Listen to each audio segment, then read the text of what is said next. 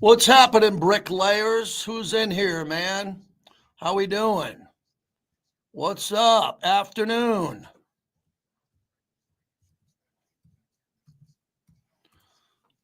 Everybody ready to rock? Everybody hears me good? Remember, I always like the first person that says, JT, your mic's good, you sound good, the camera looks good. That's big.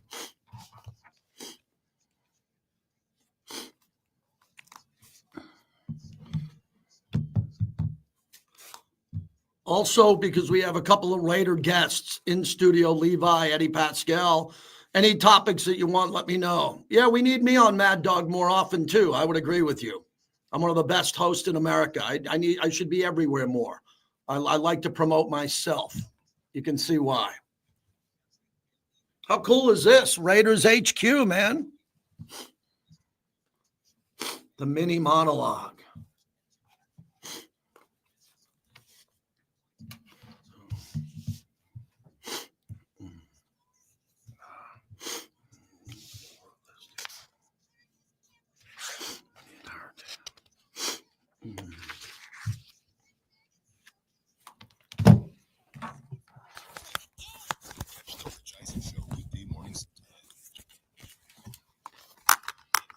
Still figuring out this microphone thing. Still trying to figure out this microphone, man. The one thing we can't figure out is how to get the calls into the show. Where the Raider Nation has come to sound off and react for over 20 years. It's the JT the Brick Show, broadcasting live from the Finley Cadillac Performance Studio. Raiders bring a blitz. He takes it off the middle, and he's wrapped up from behind. Max Crosby. Your silver and black home to sound off for over 20 years. Open at the 35, racing to the 20, 10, touchdown Raiders. And now, here's JT the Brick. Out of the gate, JT, as we're ready to roll, live from Raiders headquarters.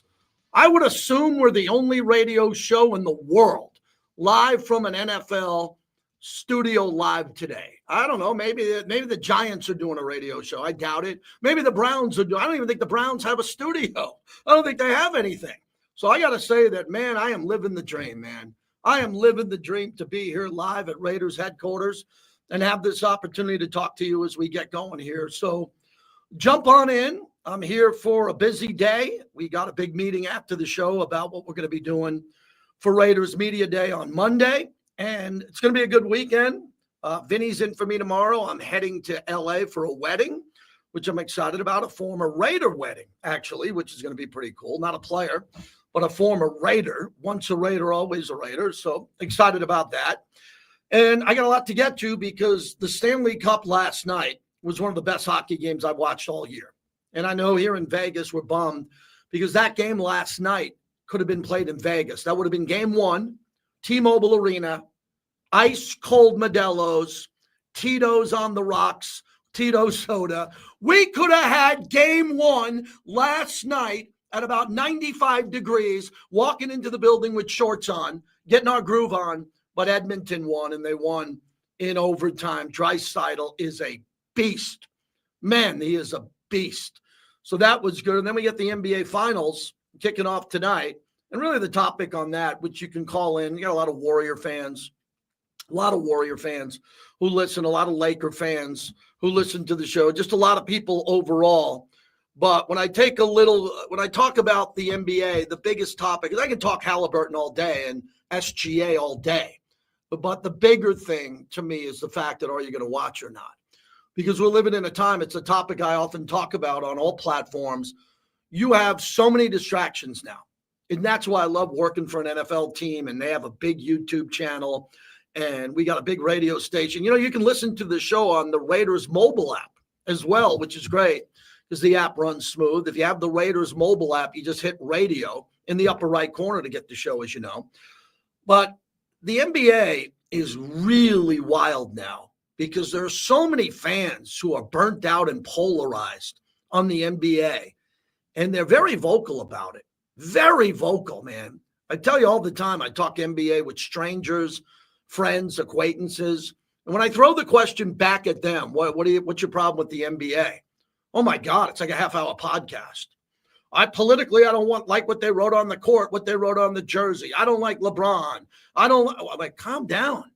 That has nothing to do with the Oklahoma City Thunder and what we're seeing with the Pacers. These are two really good basketball teams. Why can't you watch basketball?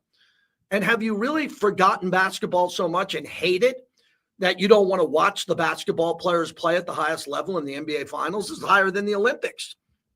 This is higher than anything in the world. These are the best basketball players in the world. They can beat anybody. You don't want to watch that because you have a personal problem that you can't get over. And the people who tie it to politics, oh boy, what do you think they're like around the kitchen table if they can't watch the NBA for politics? How do you think they think of the other side or the other party that they don't support? I mean, it's crazy. The NBA is the most politically divisive sport that we have.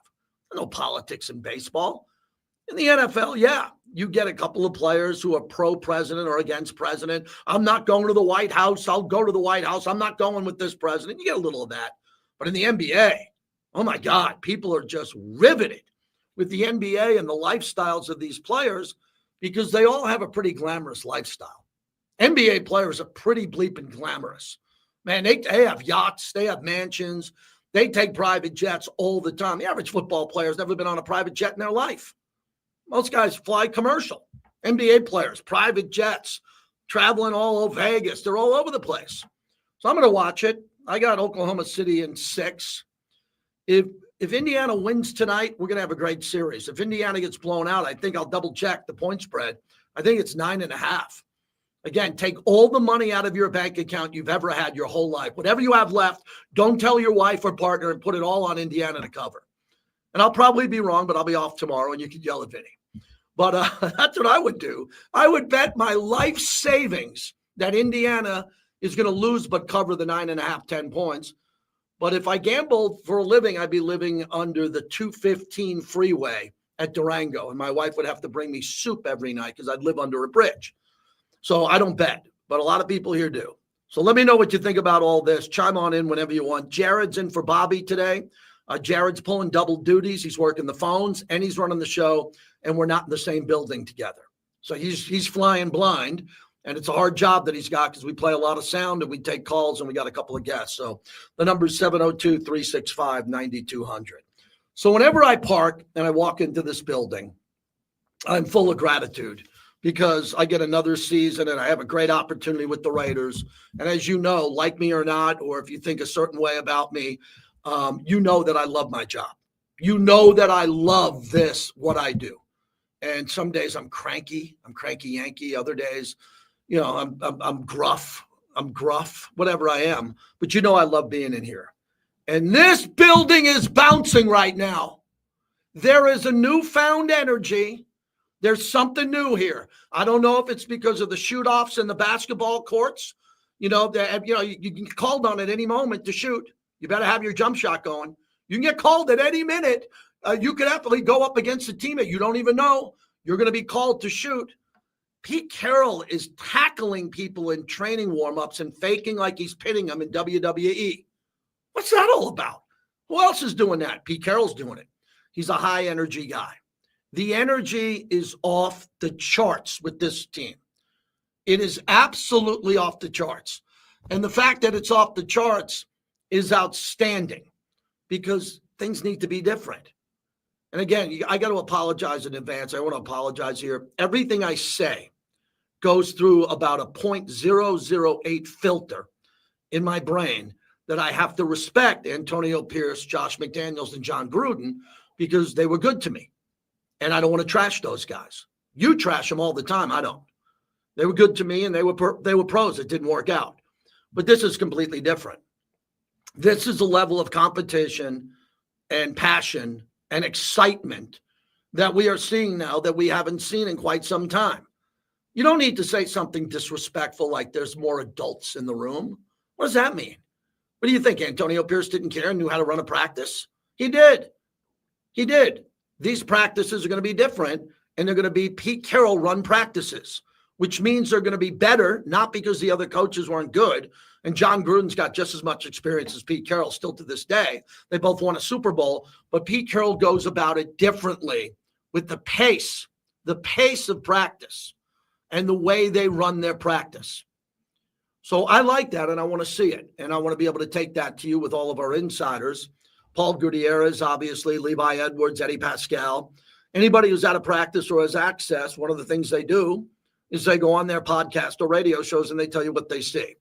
And I'm doing the same thing. So what I wanted to do in the monologue today, which is brought to you by PTs, they fuel the monologue.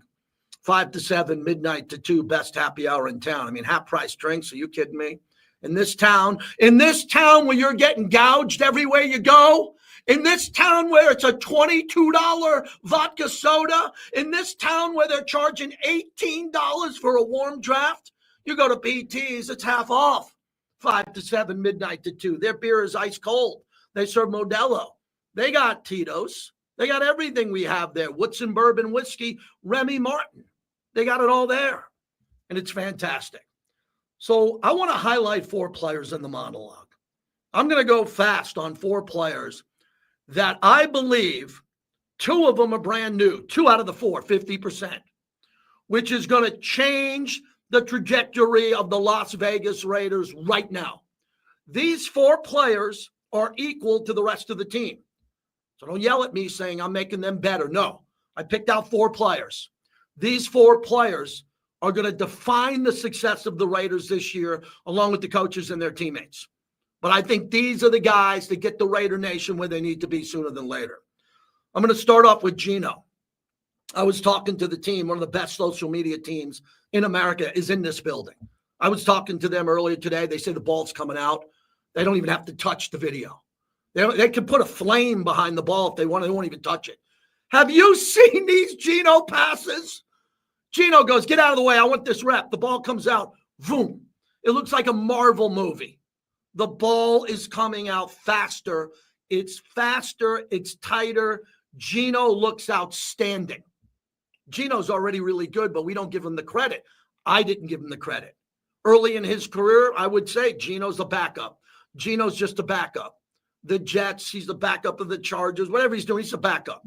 No. Geno went to Seattle and he found it. And now it's a new Geno. And we get Geno at the absolute best of his career. The best of Geno's career was not in Seattle. The best of Geno's career is right now. He's bigger, he's stronger, he's more fit, and the ball looks different than even Seattle. Geno Smith's prime time, he's ready to go. So with his former coach in Pete Carroll, which he started under Pete Carroll from 2022 through 2023, he made the Pro Bowl in both seasons. He made the Pro Bowl. In 2022, he led the league in completion percentage at 70%, 69.8, and had the 5th best passer rating at 100.9. A lot more weather in Seattle than here in Vegas. We play in a dome, right? I thought he had some good players. So Geno Smith is playing his best football now. In Geno we trust. And as Space Beast says on the YouTube channel, get into the YouTube feed, will you? JT the Brick YT, he says zip and accuracy. You're right, Space Beast. The ball comes out fast and in shape, as Kenny says. It's just coming out quick. Number 2, Brock Bowers, my second highlighted player in the monologue. Brock had a record-setting rookie year. Record-setting. Then he went back to Georgia and finished his education. Bravo. Broke records for most receptions and receiving yards by a rookie tight end, and more receptions by a rookie than anyone. And he had Gardner Minshew as his quarterback. Did you hear what I just said? We like Gardner. He's with the enemy now, Kansas City. Do you believe what Brock was able to do? Now he's got Geno? I mean, come on. Brock is the real deal. He's a 2024 Pro Bowler, All-Pro, finished second in Offensive Rookie of the Year. You got Jaden Daniels and you got Brock Bowers. 2024 season receiving 112 receptions, 1,195 yards, and 5 touchdowns. I'd like to see the touchdowns go up. Let's get this guy the ball in the red zone, please. The other guys couldn't do it. The other coordinators we had here, for whatever reason, couldn't get Brock the ball. On top of the quarterbacks weren't elite. Not that Gino's elite, but Gino's better than the quarterbacks that we had playing here last year. And we like Aiden. So please, let's get the Brock Bowers touchdowns up a smidge. Number 3, my favorite player, Mad Max Crosby. He will return after coming off an injury, along with a fully strengthened defensive line. And we're assuming Christian Wilkins is going to come back. We're assuming that. Max missed 4 games in 2024 for an ankle injury. He's running around outside like a madman. Like a madman again. They're going to have to keep an eye on him. He's just nuts. He just has one speed, and his same speed he has in practice, he has in the game. That's interesting. He signed a multi-year contract extension this offseason. So Max will be a Raider, I hope, for life. I do. Max is under contract. He's significantly paid, and he deserves every penny he gets. And then the final player that I want to include here is Ashton Jeanty. Ashton Jeanty looks like a bowling ball that has knives coming out of them. Like imagine a boulder. Imagine a boulder coming off the mountain. Like you're up in Mount Charleston and a boulder's coming down and it's got knives coming outside the boulder and all these, just swords coming out of the boulder. I mean, this guy's insane. What could be expected from this rookie? Well, I'll go first. 1,000 yards blindfolded. We didn't draft this guy for 862 yards. I got Raheem Mostert in the building. Okay? I can get Zeus to get me 800 yards all day. This guy's here to go for 1,400, 1,300, 1,200 yards. I mean, come on. This guy's unbelievable. He's a dual back. Has the ability to catch the ball out of the backfield. 2023 receiving stats. College high, 43 receptions, 569 yards, and 5 touchdowns. Drafted 6 overall out of Boise State in the Raider draft. He was an AP first-team All-American, the Maxwell Award winner. Finished second in the Heisman Trophy. A lot of good guys that finished second in the Heisman Trophy, man. Heisman Trophy coming in second. There's a lot. Peyton Manning came in second. Okay? There's some guys who came in second that you wouldn't believe. And then last year, rushing 2,601 yards, 29 touchdowns. He played good competition. He didn't play in the SEC or the Big Ten, but he played some good schools there overall. He was unbelievable. Unbelievable. So that's what I wanted to get into. Those 4 players and the importance of those 4 players and the significance of whenever you go into a bar, Raider friendly or not, you just take my monologue and you memorize it and you'll shut everybody up at the bar. When those guys tell you the Raiders are this or that, you say, no, I want you to listen to 13 minutes of JT the Brick tell you about Brock Bowers, Ashton Jeanty, Geno Smith, and Max Crosby. Put those guys up there with anybody in this league because you need to have some youth. Veterans are better than rookies normally. We'd all agree. Veterans are better. They've been around. But I'll put up there Ashton Jeanty with anybody. So it is official now. It looks to be official on Aaron Rodgers. So we're going to take a look at the Aaron Rodgers news, which is breaking. I'll get all the accurate information coming up here with Aaron Rodgers and the Steelers, and we'll dive into that. Ian Rappaport, 2 minutes ago. Aaron Rodgers plans to sign with the Steelers per the insiders. It'll be a 1-year deal. At long last, the 4-time MVP lands in his best spot. Well, it's an AFC quarterback. That's a relevant story today. It's an AFC quarterback.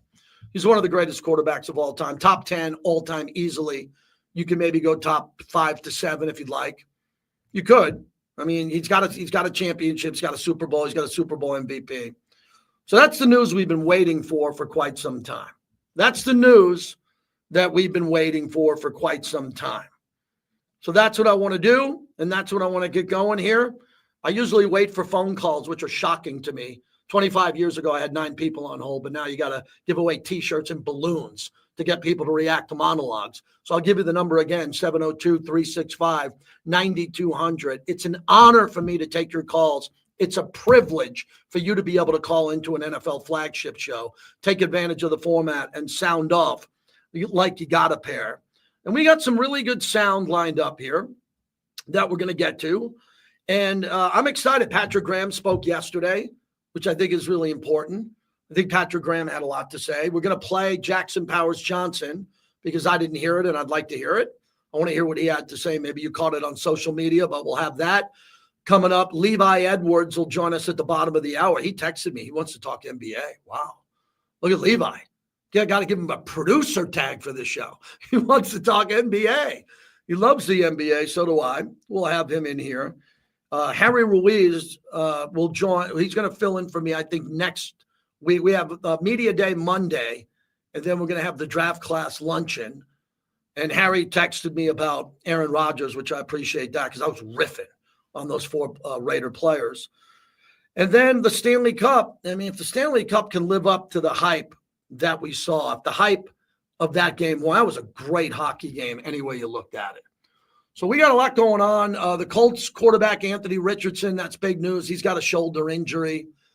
Get ready for Daniel Jones, who I think is a good player. I really do. I think Daniel Jones can play in this league.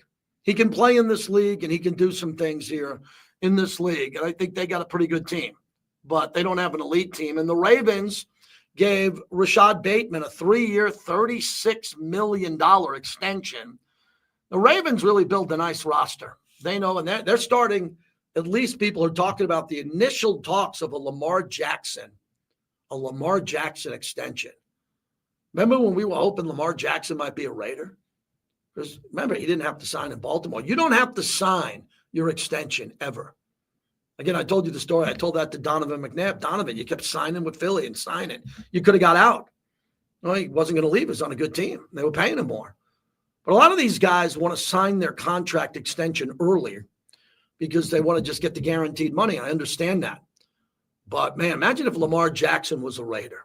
Now we got Geno. I'm really happy about Geno. But imagine if Lamar Jackson wanted to move to Vegas and didn't sign that extension in Baltimore. It's coming up now.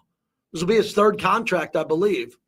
And he's right there with Josh Allen and Patrick Mahomes and all of those other players. So, as I talked about the general topics of the show today, I gave you the players that I think are going to have the biggest impact, the 4 players. Also, I'm very excited about the run game and what the run game could end up doing here. Normally, I'm the guy who wants to throw it on every play. I love to throw it. But I'm going to dive into this running game and what I think could be the strength of this running game coming up here in a little bit. All right, let me get to Murph in Buffalo to start us off. Murph, thanks for waiting and kicking us off today. What do you got? Hey, JT, great monologue. First off, I'm going to start and correct myself. I corrected you last week. I should know not to do that. When we were talking Soto, he is making $765 million. I mixed up the 76. Okay. But what's $100 million when you're David Cohen? You know what I mean? Steve Cohen, you man. But we don't want to talk about that. You wanted to jump in, Murph, on football. Go ahead. Okay, well, I can't be any happier with what they've done in the offseason, bringing in Geno. I love how they signed Crosby. I think that Gente, I wanted him all day. I mean, the guy's just he's a game changer, an absolute game changer. But I'm going to switch over to the NBA and talk about the basketball. And I'm one of those guys where I'm not that big of a fan anymore. And I tell you why, because I think they're spoiled. These guys are sitting games out. It's too much to play every day. They're getting paid these max contracts. And I'm not arguing with that. These players get paid now. But come on, just go out there, give it your all. I don't like taking days off. I don't like the flopping. I just don't think, and all the threes, too many threes, but that's today's game. I know Curry changed it. It's just, it's not my cup of tea, JT. That's all I got to say about the NBA. All right. Well, thank you. When I look at the NBA now, you got to look at the NBA being glasses half full because I'm glasses half empty the entire year. The entire year, I ripped the NBA for load management, player entitlement, no defense, terrible three-point shooting. All year, I trashed the NBA. Then the playoffs start, and I erase it, and I say, this is going to be great. And it always is. It always is great. I put out a tweet today. Please follow me on X, at JT the Brick on X. And Shaquille O'Neal put out a list of the top 10 basketball players of all time, Shaq. I said, ooh, what is this list? And it was an amazing list, except for who we forgot. Listen to this list. This is the top 10 players of all time, according to Shaq, who did not include himself, which I got to give him credit for because he could. Michael Jordan, number 1. Kobe Bryant, number 2. LeBron James, number 3. Magic Johnson, number 4. At number 5, Bill Russell. Number 6, Wilt Chamberlain. At number 7, Larry Bird. Number 8, Hakeem Olajuwon. Number 9, Tim Duncan. And at 10, Julius Erving, Dr. J. Wow. What a list. So I retweeted it and quote tweeted it and said, no, you got to include Steph Curry. So who do you take off the list? I take Julius Erving off the list and I put in Steph Curry. Steph Curry's the top 10 player of all time right now. But then some guy got back to me and said, where's Kareem? And I said, I dropped the phone. I said, you're right. How does Shaq not have Kareem ahead of Kobe Bryant? So there's got to be something there that I don't know. So I thought that list was pretty cool. And most lists are lazy. They're done by producers who work for hosts who don't watch sports, and they have to put a list out every day. Quick story, true story. You got hosts that don't watch sports, so they text their producer at 11 at night, get me a list for the show tomorrow. It's a pretty good list. I would replace Julius Erving at 10 and put in Steph Curry. And I would take out Olajuwon and put in Kareem. But I like that Shaq list. 702-365-9200. The monologue brought to you by the DeCastroverde Law Group. I'm going to be seeing Alex DeCastroverde next week. We always get a coffee. He tells me about what's happening at his law firm, which is fantastic. Tells me stories about victories, his young staff who comes to my remotes. The brothers win. The brothers have your back. If you get into an accident, 702-222-9999. There it is, the DeCastroverde Law Group right there in Tivoli Village, and they have several other locations. Levi Edwards in studio, and I can tell you if you're watching on YouTube, you can see how swole he is. This guy's swole. He's coming in next. What's up? What's up? What's up? See my son in there? He's in queue. Jason, yeah. See, I got to open up the camera because Levi's coming in. Levi's a big guy.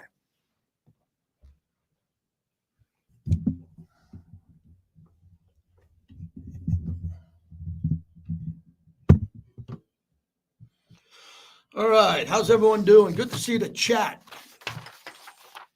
More and more this way? That way? Also, what's the other way, John, or this way? The other way, this way, towards me? That? All right.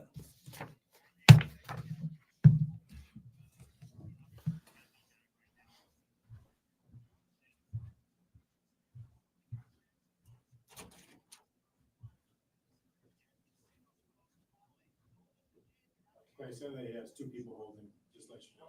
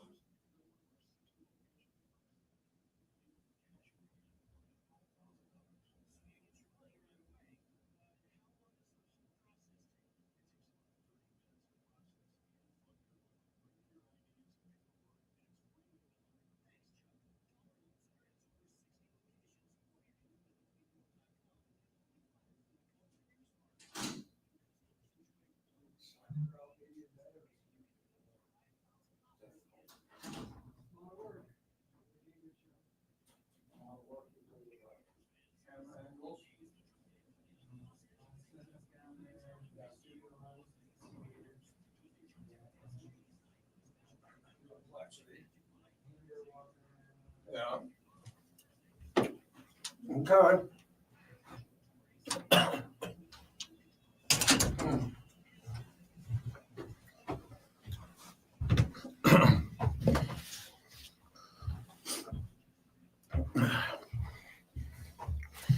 You know, you walk around this headquarters, man, and they have high-end custom coffee, bananas, fruit, lunch, gift shop. It's phenomenal, man.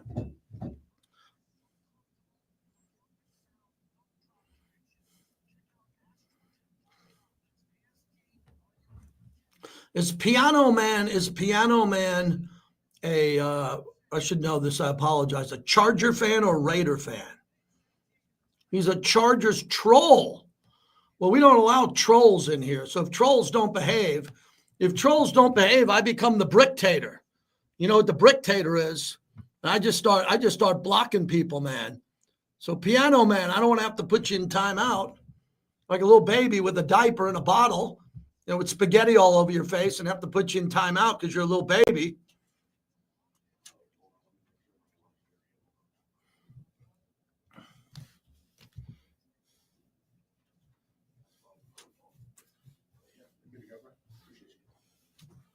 Because we don't mind a little trash talk. If a Charger fan wants to trash talk a Raider fan, I'm good with that, but just keep it respectful. Hello, Levi. How's it going? Good, you? Good. I like that shirt, man. Thank you, man. It's so rare to see you something out of Yeah, black. you know, I just didn't want to I wanted to wear something a little lighter today. Yeah. So a little NBA topic. Yeah. I have a light rant I want to go Good, on. good. Back and dirty, come back to the Patrick Graham cut. Okay. Thank you, Jared. I'm just going to take one of the calls who are there, and then we'll go to Levi. You copy? So let me see who that is. We have not Mitch, Tim on line 3. Tim, and then Levi can take the call with me, and we'll go.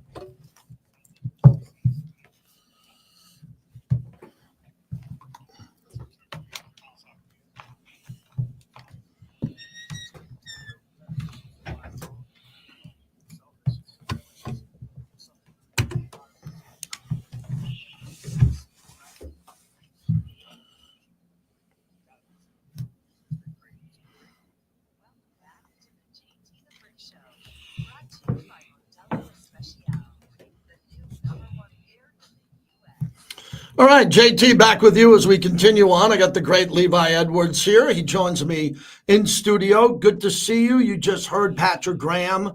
That's important when these coordinators get their day at the podium. And you know, Chip Kelly was a big deal because the first time a lot of the media saw him. Let's get into Patrick Graham and what you took from that yesterday. Something that I took from him that I thought was very interesting is just his he's having fun, but he's not satisfied. And I think that should be for any coach or really just anyone that follows any football team this early on is, you know, you get so hyped up on guys running around in shorts without pads on, just doing basic drills. And right now, this is supposed to be a fun time. It's supposed to be free. Everybody's starting to get to know each other, build chemistry. But something he said is, you know, we still have a long way to go. And we're not anywhere close to being where we need to be before week 1, but we're going to get there, and it's going to challenge me as a coach. It's going to challenge this team. We have a lot of new players. We have some new leaders in the building, and we're still trying to get things together. But we're not going to really sweat it in a way where it's going to take away any fun right now. You know, he's just making sure that the main thing is the main thing, which is we're communicating, we're doing everything with great effort, and we're having fun. And it just sounds like Pete is trickling down on him a little bit. Yeah, I'm okay with the fun because I know how hard it is, and we're embedded with the team. And last year wasn't fun at all. 10-game losing streak was hell. So you want to have fun in between that because these guys have lives outside the building. But I think as Pete's taken over, everybody, am I right to say everyone knows how hard it's going to be? And this competition Pete thing's going to be when it's really ramped up and the games matter, that having fun and being lighthearted and getting to know each other is a big part of building this team. Absolutely, and winning is fun. There's nothing more fun than winning. Winning solves everything. It sweeps everything under the rug at the end of the day. So obviously you want to have fun while you're winning, and I feel like it plays hand in hand where it's just kind of like if you're not enjoying what you do, if you don't come into the building with the right attitude, with the right mindset, is going to trickle down to where you don't want to be here and you're not putting in the same amount of effort, the same attention to detail. So when you're coming into a conducive atmosphere and you're having fun and you want to put everything into this and everything into your coaches and everything into your teammates, it's only going to lead to success. And that's how it's been with any good team that's ever been established, is if you come in with the right mindset and you want to be there, then you will get the most out of the opportunity. Levi Edwards joins us live at Raiders headquarters. Patrick Graham, I'm not surprised he's not a head coach yet, but I won't be surprised if he's a head coach next year. I mean, he easily could be a head coach now. You look at some of the names, Liam Cohn, they go around the league every year, and he's easily qualified, not because of what he's done with the Raiders, before that, the entire body of work. Every year I go in and we talk to him in the pre-production meetings before the preseason game, and I feel like he's not going to be there the next year because he will be a head coach. That will take him one step further with a year under his belt with Pete Carroll. 100%. And obviously Pete Carroll, I'm currently actually, working on something right now that's in the works of kind of like looking over things with Pete Carroll and his success with coaches and things of that nature. And I'm not going to give too much away, but it's going to be a good one. I love a coaching tree story. Does it have a little tree in it? Is there a little tree part of where he came from or who he worked with? I will not confirm nor deny those details. Okay. But I could totally see Patrick Graham being the next coach on the tree. And really, he should be a guy, like you said, like he's had interviews, he's been around, and he has all the experience. He has everything that it takes to be a head coach from leadership and really personable guy. So it's really only a matter of time. Unfortunately, here with the Raiders, it's just sucks for him because he's done so much with these defenses, and you can just see the schemes and just him being here now that the players are really starting to adapt to it a lot more. Really smart guy. It just really sucks for him because the team's success has not led to him getting those offers, because obviously people look at the record versus what he actually has done with the defense and the statistics and things of that nature. So I think a really good year with Pete Carroll and really trying to become a winning coach with a winning team, I think will go miles for him because he already has everything it takes. The two-speed receivers, Dante comes in and Trey, they're both going to make the team. It's not typically it's one gets cut, one goes practice squad, especially when you're dealing with a rookie. No, both these guys are going to make the team.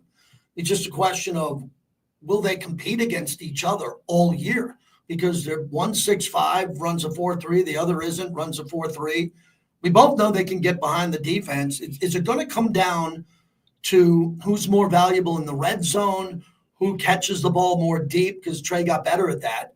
What do you think that's going to be like? Because there's only so many footballs that are going to go around with Ashton and Brock and Jacoby.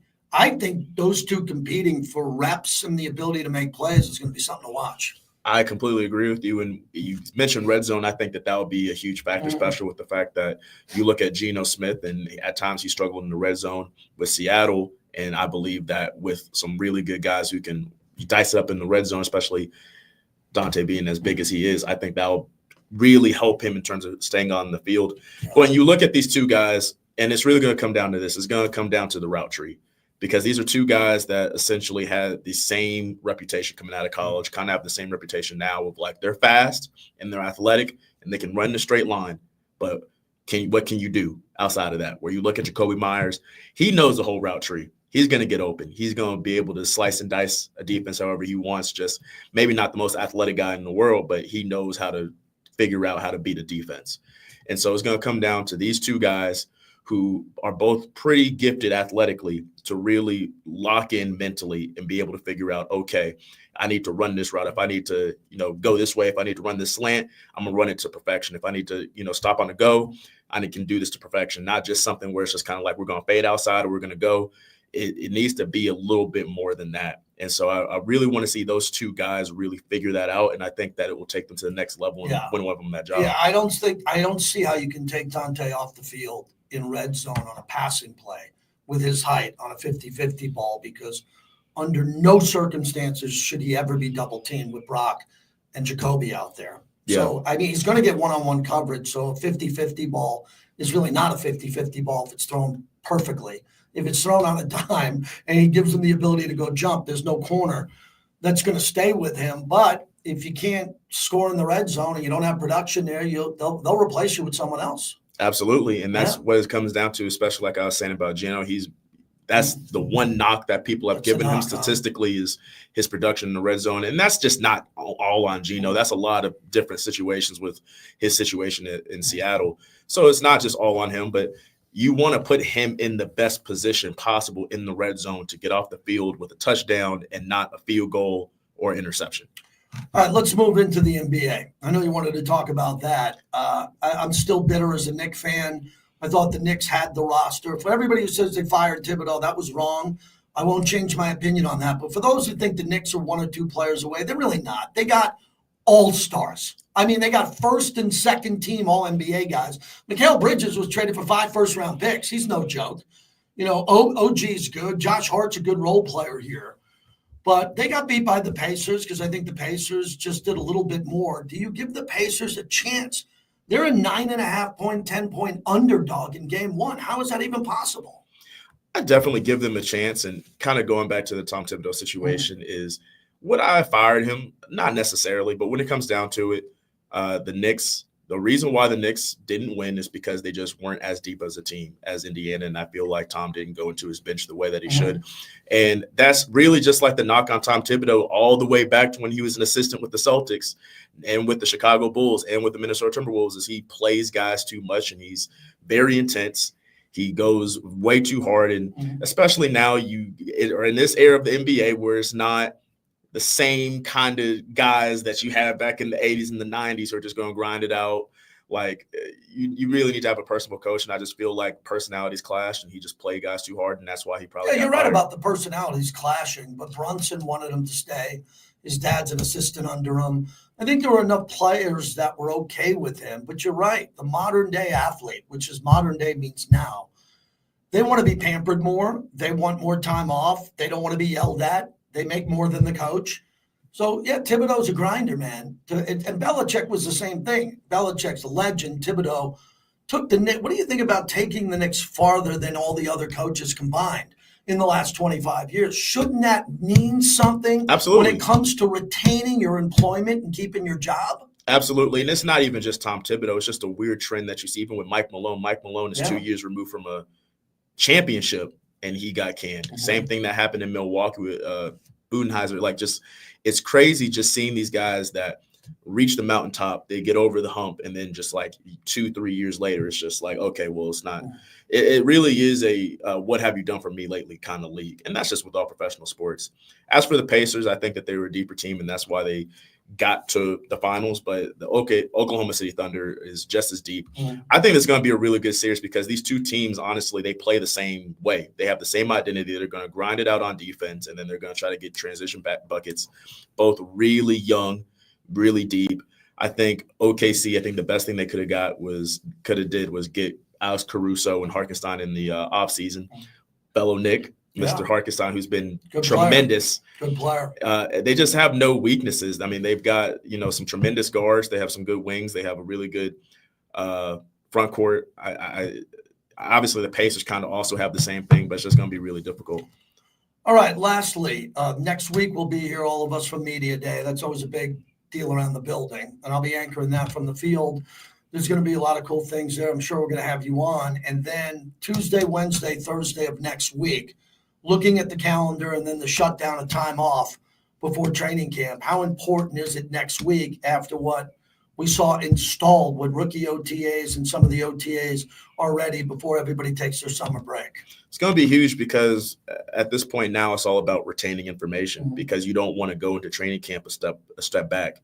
Really, you have to take everything that you already learned up to this point, and you got to be ready to maximize on it when you come back. So I think next week of really being able to just kind of repetitively get things in gear, make sure that you know all the installs, make sure you know the plays so that when you come back, you're not a step behind. Don't eat too much. Don't drink too many margaritas while you're gone. For the month, that's going to be really important too. So I really do truly believe that next week will be, I don't want to say the word vital. I don't want to make it seem like that crazy, but make sure that you're on top of your stuff next week and make sure that you're ready to come back knowing this offense or knowing this defense, when July hits. If everybody could go back right now to Raiders.com and read one of your columns, which is the one you're really guiding them to right now that they should look at if they haven't looked at it yet? Well, really, I mean, we already talked about Patrick Graham, and we talked about him today, and we just dropped a story on him yesterday. A really good story, and I know, obviously, you've known about this team for a while, and it's a very historic team. We just dropped our annual 8th round series, which basically what we do is we highlight a undrafted or a few undrafted players and just kind of tell their story of how they got to the league and how they had to persevere. So we switched it a little bit this year, and we decided to do alumni instead of players on the current roster. Okay. So we got a couple of really good stories on some guys. We got John Kondo, who is a multiple-time Pro Bowler, long snapper. Long snappers need love too. I mean, he's a Pro Bowl long snapper. He was, great. Didn't even want to play the position. He kind of just got switched over in college and just stuck there. And then Otis Sistrom, who is fun fact for you guys, the only player in NFL history to win a Super Bowl who did not attend college at all. No university at all. He graduated from the University of Mars. If you don't know what that is, make sure you read the story. And Tom Flores, a guy who basically he was about to be washed out of the league. And then a guy named Al Davis came to the Oakland Raiders, turned everything around, made him a AFL All-Star, Hall of Fame coach, and the rest is history. Well, you're going to help me because this coming in a couple of weeks, we're going to do our summer series on the all-time Raider draft picks, value, and when the impact they had. So a 12th rounder like Reggie Kinlaw with 2 Super Bowls gets points, and guys who were never drafted by the Raiders are out. So that's a big chunk of players. Ted Hendricks, you go through the list of guys who aren't drafted by the team. Jim Plunkett, some good ones along the way. Willie Brown. So they're off the list. So I'm going to run some of them by you. Have a good weekend. Thank you. There he is. Can't wait to see you next week. Yeah, let's say hi to the chat there over on YouTube. JT the Brick YT. When we come back, we'll wrap up this hour. Then Eddie Paskal will jump into the seat. We'll talk to Eddie. We're brought to you by the M Resort. They got Ludacris right here on the 7th. You got Luda at the M Pool. I saw Luda play at F1, and he did a hell of a job. Our partners at M Resort have Ludacris, June 7th. Go see it. Thanks, man. Ludacris is going to be fired. Yeah, I mean, it'll be fired because it's at the M. You know?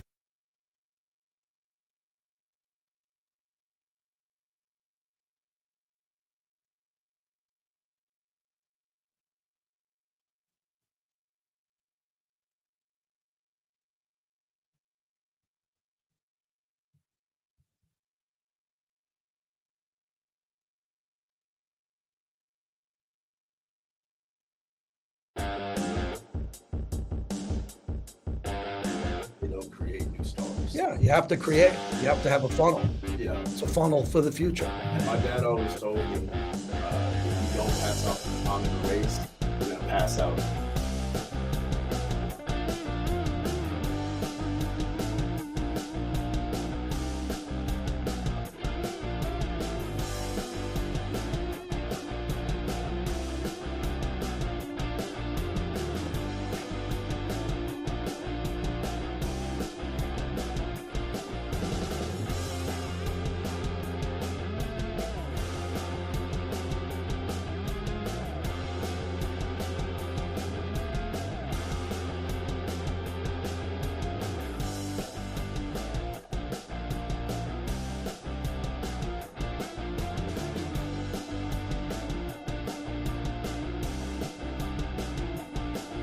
$20 million followers right now says time to drop a reality bomb. The real Donald Trump is in the Epstein files. That's the real reason they have not made it public. Have a nice day. Elon just broke the internet. Oh my God. Elon just crashed the internet. That's not for radio. That's just for the chat.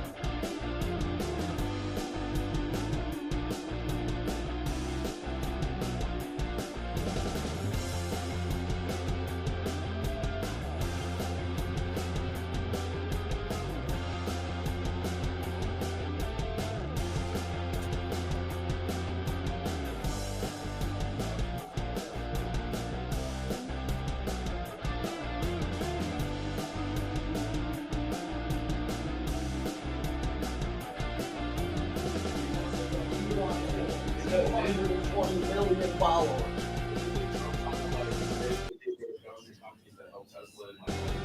Either way, those guys were not supposed to be.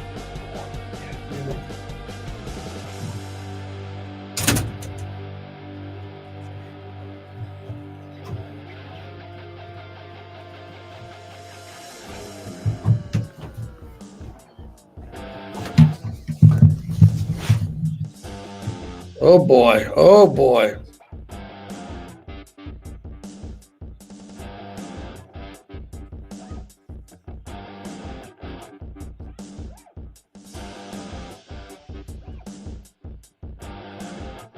Wow, that's pretty amazing, man. These guys, no one can get along, man. Even people who claim to be friends.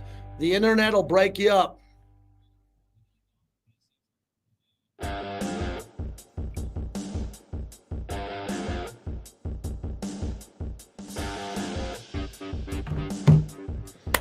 All right, get in the chat. What are we talking about? How's the piano man doing, man? I've seen a lot of Charger talk. I'll tell you one thing. We are not going to get hijacked by a Charger fan. I can tell you that. Piano man, we Chargers are mindful and live in the moment. Take a deep breath and release. Drink y'all water. Piano man, the Chargers are one of the most irrelevant franchises in North American sports history.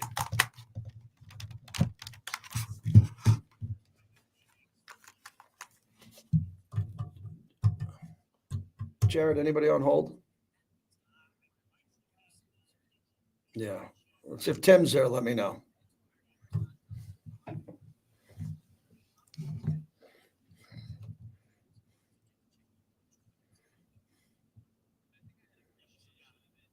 Yeah.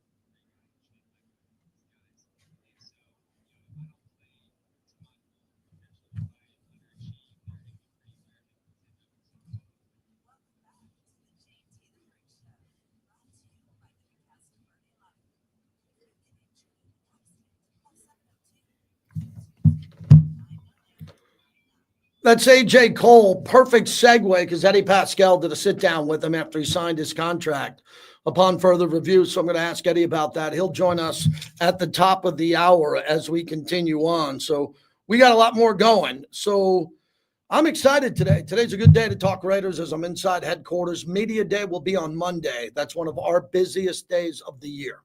For this building, Media Day is really, honestly, the busiest day of the year, non-football. It just is because everybody's all hands on deck. People get their headshots, their pictures from football players to the operation.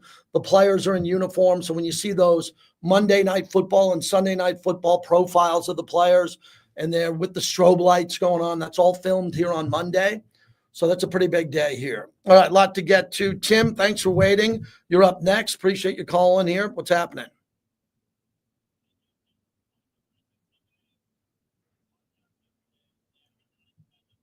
Mm-hmm. Did he?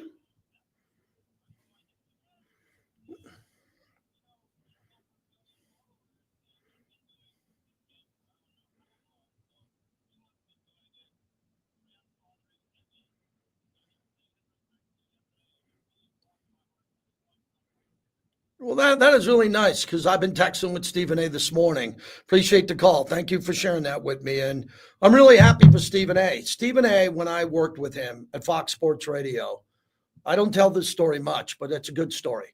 So Stephen A. was working for Fox Sports Radio and he was doing our morning show, but he was doing it back east. So that was 3 a.m. Pacific time, 6 a.m. Eastern time. And he was writing for the Philadelphia Inquirer. And my show was on at 5 o'clock at night, 8 o'clock Eastern. And he would listen at night. And he still listens to me now and calls in randomly. So they let Stephen A. go. Listen to this. The scoundrels that I formerly worked with, scoundrels, let Stephen A. Smith go. I don't know why, because what I do know, I don't want to say on the air, but they let him go. Now look at Stephen A. He is the number one person in all media. Bigger than McAfee, bigger than them all. Stephen A's one.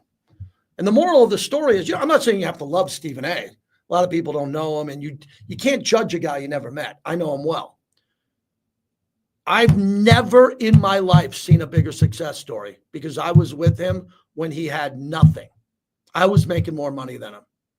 And I was always paid well and nicely in my career. I appreciate the people that put me in good spots, but I don't make $60 million a year.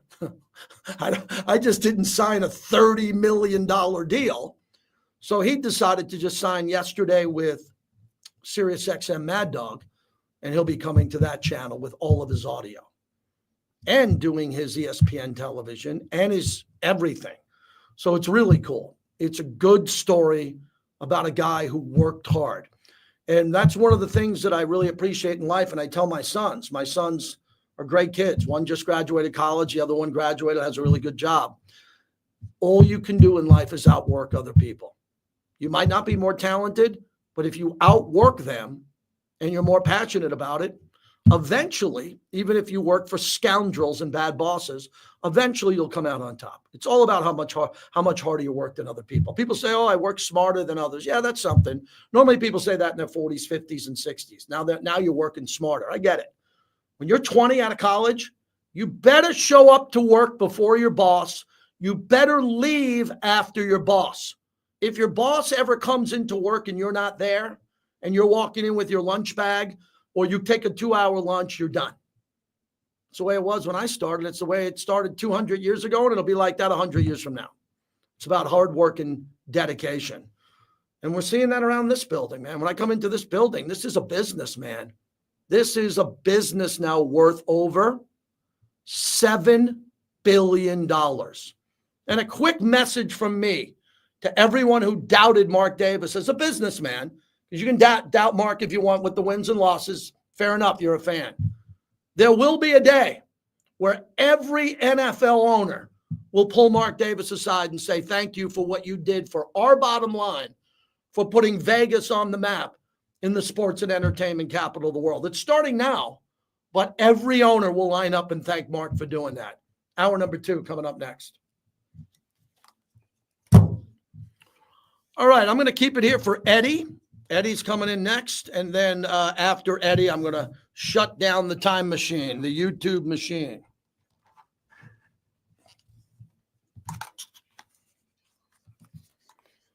All right. I like to take a little break here at the top of the hour. This is where Bobby smokes his dart, where he smokes his ciggy. And I like to get my water on, so we'll be right back.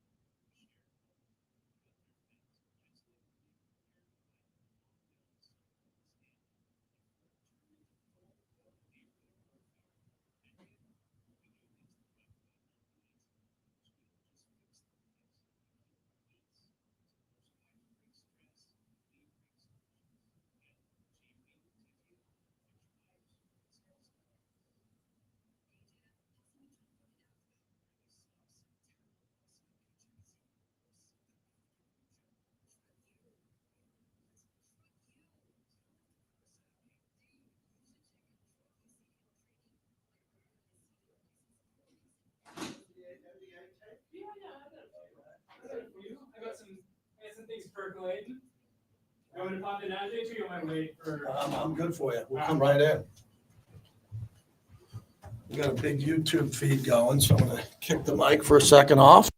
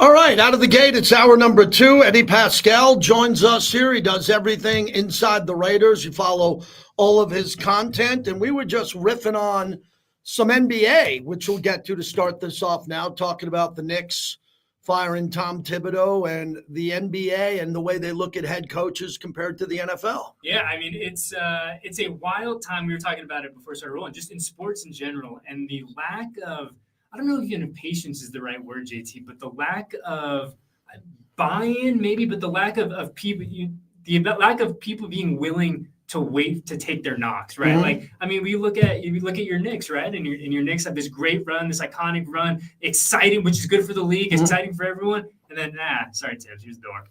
Yeah, and I talked to Levi about this before you came in, is that sometimes a coach loses the locker room, the voice.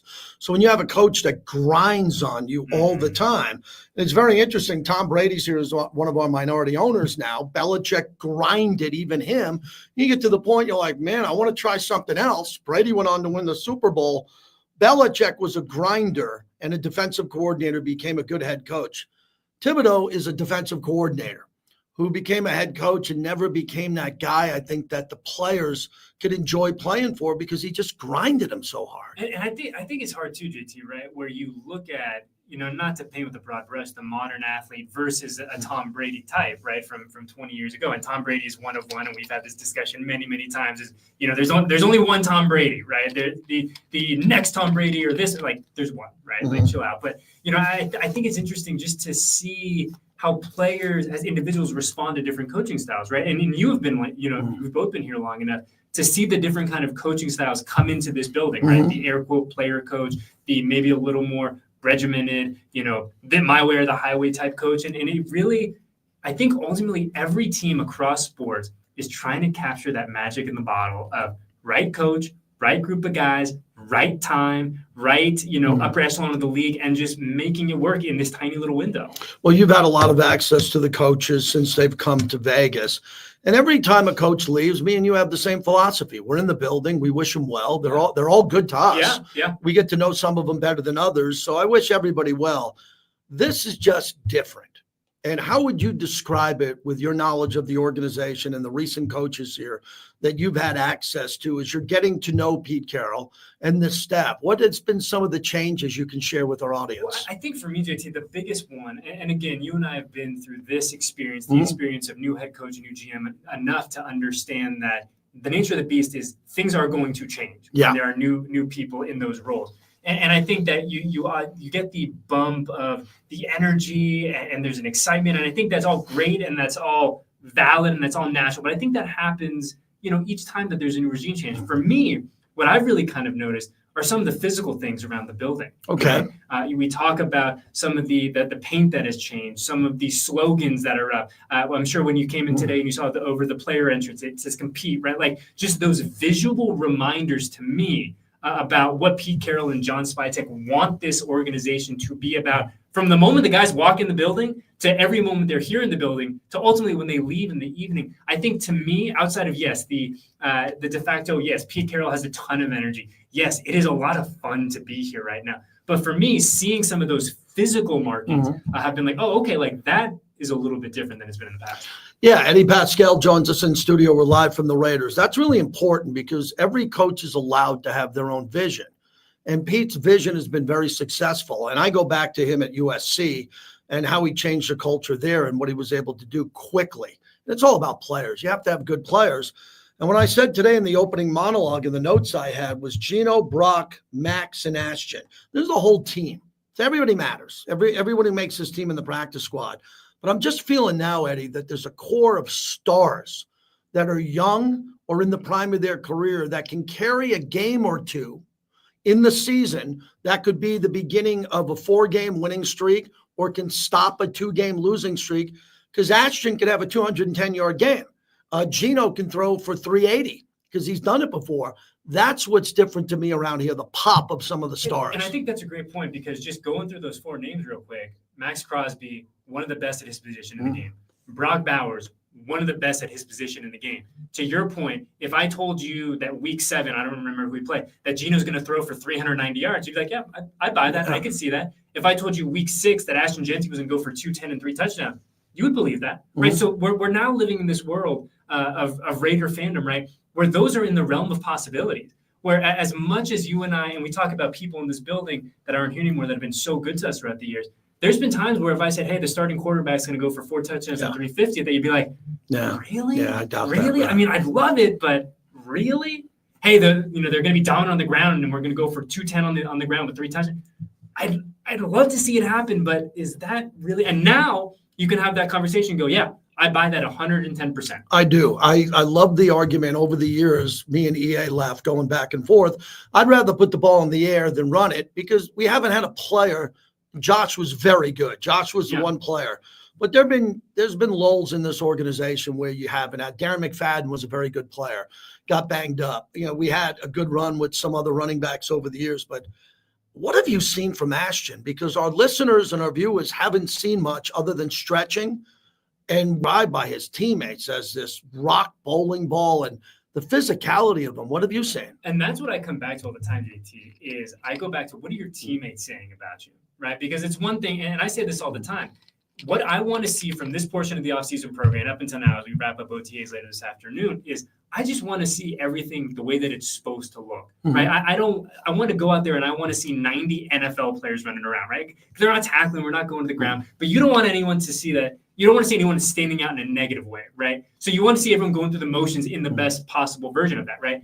But for me, for a guy like Ashton, I want to hear what the teammates are saying. And to your point, everyone to a man, from Chip Kelly to the guys going to the podium, like, this kid can play, right? Yeah. And I think that it's pretty telling that as we sit here in early June, kid hasn't put on a pair of shoulder pads yet, hasn't gone to the ground, right? There's all these things. And still, veterans in this, the Max Crosbys of the world. Brock Bowers, I know, is not a vet, but Brock Bowers, the guy who's found a lot of success in the early goings of his career, saying, like, this dude he's got something to him. Like, that to me holds a lot more weight than seeing guys just, going through drills, cutting a lot and doing their thing during warmups. Eddie Paskal in studio. Here, one of the things I want to follow up with the running game here, and it was in my notes about, what this running game looks like. And last year, last in the league in rushing yards, last. Head coach Pete Carroll's Seahawks were top 5 in rushing attempts and yards from 2012 through 2015. That's 4 seasons. And Chip Kelly ranked 4th in rushing yards per game, 131 a game as the Eagles head coach over a couple of seasons too. I think Mostert, I don't know what the depth's going to look like, but if all goes well, Raheem Mostert, 100% healthy, not getting the touches he's used to, and wanting to prove what he can do when he gets it. I mean, this guy could be a freak this year coming off the bench. And I hate to say coming off the bench, but he's probably going to come off the bench because Ashton Jeanty could be a superstar. And we talked about this too, JT, where you look at what Pete has done historically. There's going to be a lot of guys that are going to get the opportunities to run the ball, right? And so it's like, I think Raheem is a perfect example of coming to, looking at what he's going to do and be like, okay, you're not going to have to carry the ball 25, 28 times a game. You're going to get your touches. I'm sure we'll have the packaging, you'll have this, that, and the other. And to your point, he's going to be healthy. Hopefully there's going to be a lot more tread on the tires as we go through the course of a 17-game schedule there. But he's a guy that, again, like if everything falls the right way and Ashton is getting the type of workload that we expect him to get, and Raheem gets to come in and be a little more Robin to the Batman, like that is really, really exciting. Again, with an offensive line that all of us expect to take a pretty marked step forward compared to 2024. Like everything is there. We're talking about Brock and Gino and the ability for this team to do something fun and special. It's all there. Now, it's great to talk about how it's all there in mid-June, and it should all be there in mid-June. But again, like the pieces to do something pretty fun, I think are there in 2025 for the Raiders. It's been a long time, even with good coordinators like Norv Turner, who was up there calling plays last year. You go back to Josh McDaniels, who was an offensive coordinator / head coach. It's been a long time since this team threw the ball with a purpose on first down. And that's something I'm going to be talking about a lot this year. Going into week 1 is, can Gino come out and just go 4 wide and have Dante or Trey running a fly route, Jacoby running some 15-yard route, Besh going across the middle of the field, Brock, and just attack, not just be methodical and set it up. And I don't know the answer to that because I know Pete and Chip want to run the ball so well. But I just wonder how explosive they could be on first down. What are your thoughts? And I think one of the, I wouldn't even say under the radar storylines that I'm really interested about this year, JT, is But something that I am going to be keeping an eye on, we were talking about this earlier today, probably that first month of the regular season, is what is this Raiders Chip Kelly offense look like? Right? I think all of us have an idea of what we expect it to be. But again, even going back to Chip's time in Oregon, right, where he's putting an ungodly amount of points. And that was a run-first football team. But I think what's great about Chip, and again, to kind of bring it back to the here and the now, Chip is shown to be, as a coordinator, a guy who is willing to adjust, a guy who is willing to be a chameleon into what works for my guys today, right? What worked maybe 3 weeks ago isn't working now. And so I'm really excited to see kind of the DNA, the pillars of what he wants this Raiders offense to be. And to your point, you and I have discussed this a lot. I would love, maybe not every week, but occasionally on 3rd and 1, let's go 5 wide and get crazy. Let's just test the defense. To your point, let's be on the front foot for once. Now, I think there will be an element of that, but I think there's also going to be a very real element of like, you got Ashton Genty, you got Brock Bowers. Again, we talk about an offensive line that we feel like is going to be better. Let's roll, let's run the ball. Let's control the clock. So to me, finding that perfect marriage and really figuring out, okay, Chip, if you were to describe your offense in 5 words, what is it? Like that to me is something that's really interesting to watch. Eddie Paskal is our guest. As we wrap it up, I love what you said there, because I think this is a team that if they throw an incompletion or they get tackled behind the line of scrimmage or 1 yard with a pass, they can run it on 2nd and 9 and get a first down. I really think that Ashton's going to have moments where he gets the ball on 2nd and 7, 2nd and 8, and moves the chains. He's going to make one guy miss, and he's going to fall forward for 8 yards and get there and do that. That's what's different about that team. I knew Josh could do that, but at the end of Josh's runs here, there was not a lot of thinking going behind. It was hand the ball up to him up the middle. If he hits a hole, okay. But it wasn't explosive. Like, we're going to pitch the ball out. We're going to have Besh come and crack block with Brock. I mean, super young athletes who can put their hands on people. And that's what I'm excited about. I want to spend the rest of our time talking about your AJ Cole interview. It was great. My guy. I really enjoyed that. And, getting to know AJ over the years, like I have, you see him backstage, he's emceeing events now, right? He's doing big things. You can see him embrace the role in the building. What have you learned about AJ Cole after your recent interview with this contract extension and what it means to his family? It's so funny. I feel like I joke with AJ every time he comes up and does something with us. I say, AJ, 10 years, 20 years, when you're done doing this, being an all-pro punter, you're going to make yourself a lot of money in the media if you want to do it. And he kind of laughs and he goes, yeah, down the road. But to your point, like, he is a guy in the best possible way who is so supremely comfortable just being himself. And I think that one thing that I really appreciate about him, and I know that you do too, is that AJ, and I don't want to say better than anyone else in the locker room, because there's guys like Max who have a deep appreciation of this.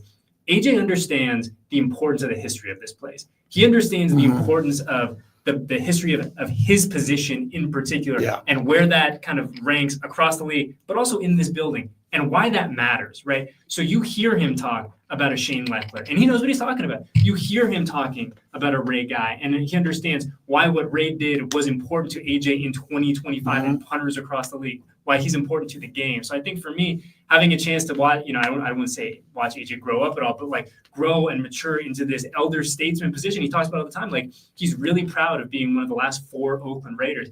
That just understanding at a very base level is really, really cool. We'll be back for EA's induction. I think it's very important quickly that Shane Leckler gets in. Yes, agreed. Because when he showed up at the 100 greatest players of all time at the Super Bowl with that jacket, with all the GOATs there, I said to myself, I talked to him about it, I go, that's a door that opened for him that he walked through. Now, the only other door after that's Canton, Ohio. It would be really cool if Ray's in, Shane gets in, and that would be a goal. And I think there should be other kickers and punters who gain consideration. Man, I couldn't believe Adam Vinatieri's not in this class with EA. I mean, how is Adam Vinatieri not a first ballot? And I said, for the stats historically, what AJ is putting up now, in a league where they're trying to take the foot out of football, I despise the kickoff return. I don't have to worry about impressing anybody on that. I don't like it. Even punting now, punting isn't as effective as it was in Ray's era. It's very important, but the field's been so shortened now in the modern era with the kickoff and the way they're doing it. I think AJ could be such a massive weapon for this team, pinning teams inside the 10, that it's going to make Max even better. AJ Cole can make Max Crosby better by putting Max on the 3-yard line of the opposition. And how many punters in the NFL can you say without a doubt that they are a weapon to their team? Not in many. general? There's not a lot, maybe right 3, 4, 5 on a good day, but AJ Cole's at the top of that list. And it's been such a pleasure to watch him do his thing, and the partnership with him and Daniel Carlson is one of the, again, like really cool things that we've had a chance to see grow and mature since they were back in Oakland together. Great dudes, and I'm excited that they're sticking around for a little bit. So we're going to be here on Monday, Yes. massive day, media day. Huge. What are you working on with your podcast, other things media-wise? What should we look forward to seeing? Again, like Monday is a big day, right? Right. Big day for our department, big day for this organization. I know you guys have the stream rocking and rolling Yep. for 4 hours. My goodness. But yeah, then after that, 3 days of rookie minicamp, 3 days of mandatory minicamp, and we're going to cover it like we would a regular season week. So we are going to have a lot of things coming down the pipeline. And it's really our last chance to kind of have an opportunity with these guys before we all break for the summer. So we got to be efficient. We got to be diligent. And we're gonna have some stuff saved in our back pocket. As a young dad, you breaking for the summer is important. Oh, it is. I mean, my wife will be very happy. She'll be happy. Yes. Thanks for doing I this. got you. Anytime. There he is, everybody. Eddie Paskal. We appreciate him coming in. When we come back, Johnny Katz will join us. We're going to go around entertainment. There's a rumor that the Sphere could have an interesting show. I'll let you know about that. I say goodbye to the bricklayers, everybody who is here joining us. Wow, well, look at the number we put up today on YouTube. Upper left corner, 542. Man, be a part of this, man. Get a chance to see what we're doing and get a chance to head on out to Virgin Hotels Las Vegas, proud partner of the show. I'll be right there. Thanks, everybody. I'm signing out. What a great day today. We got nice numbers today. Appreciate everybody. I'm off tomorrow. I'm back on Monday. It's media day. Real quick thing on Monday, make sure you're watching the Raiders YouTube channel. We'll be on at noon here, but all day that'll be on Raiders YouTube there. Appreciate everybody. Appreciate you very much. Take care.